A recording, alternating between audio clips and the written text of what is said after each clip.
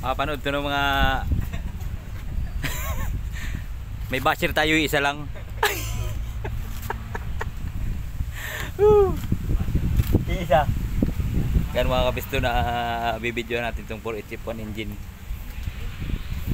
Semi-computer. Ito ang mayari nito ay ayan o, Shin Aluminium Glass Supply. Ay mga kapiston. Problema nito ang hirap ipasok ng atras. Halos ay nakakailang bago pumasok. Hirap ipasok. Binabanit natin transmission kasi lahat na ginawa, nag-adjust na ng cable, balit na ng kung ano. Basta marami nang inano dyan. Ganun pa rin. Binabanit natin ng transmission. Tinik natin yung counter gear. Counter gear.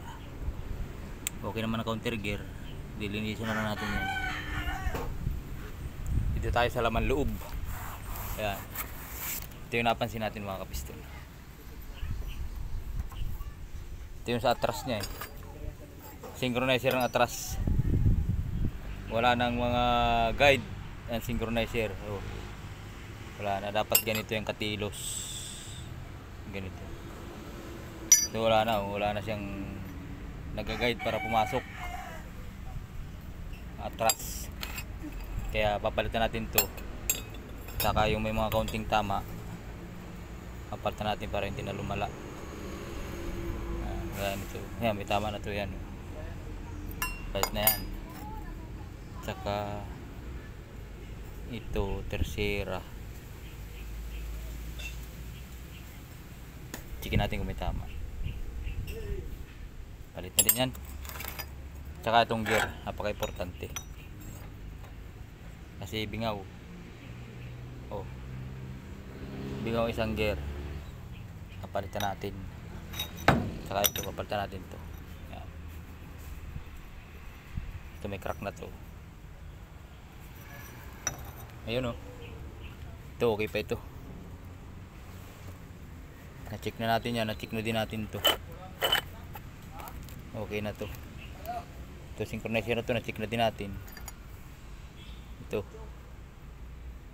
Checkin natin ang ayos para mapalitan. Papalinis na natin yan. Bearing. Sa ito lahat na itong papalitan. Saka gear oil. Saka yung bearing dito sa ano. Yan. Papalitan natin yan. Yung bearing na yan sa main drive.